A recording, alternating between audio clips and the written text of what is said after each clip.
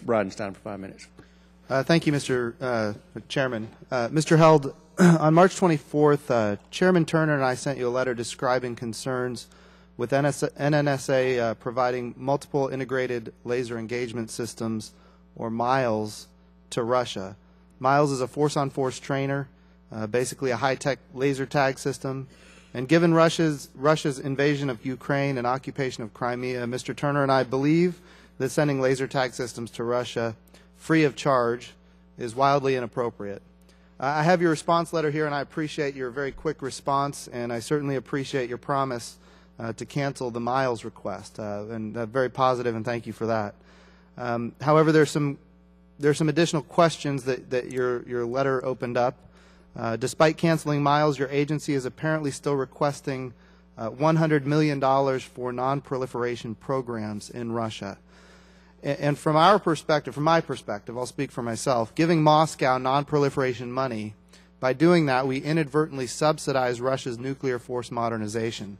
While our nuclear arsenal is atrophying, Russia continues to develop new ICBMs. They're constructing new ballistic missile submarines.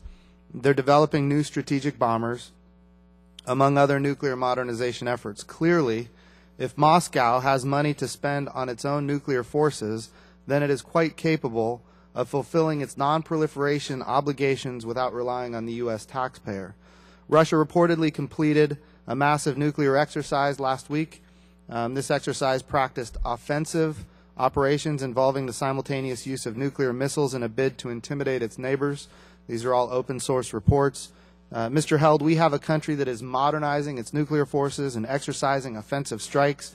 We have a country that has invaded two of its neighbors, currently occupying South Ossetia and Abkhazia, and now Crimea.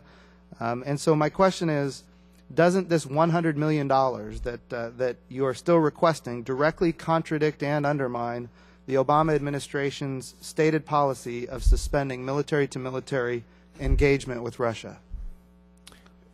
Thank you, sir. Thank you for your letter, and we were happy to promptly, positively respond to that letter in this situation. It most certainly would have been inappropriate.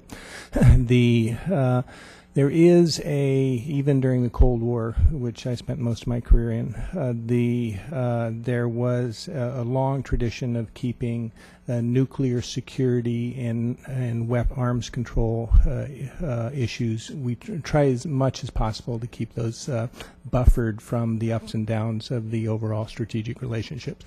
That is in our national interest as well as the Russians' national interest.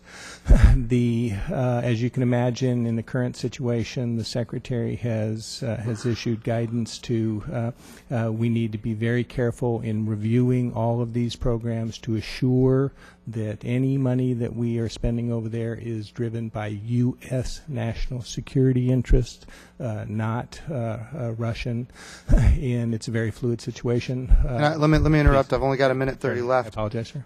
Are you aware that today there are news reports indicating that your deputy at NNSA, Ann Harrington, who is here today, stated that the U.S. is curtailing cooperative threat reduction with Russia?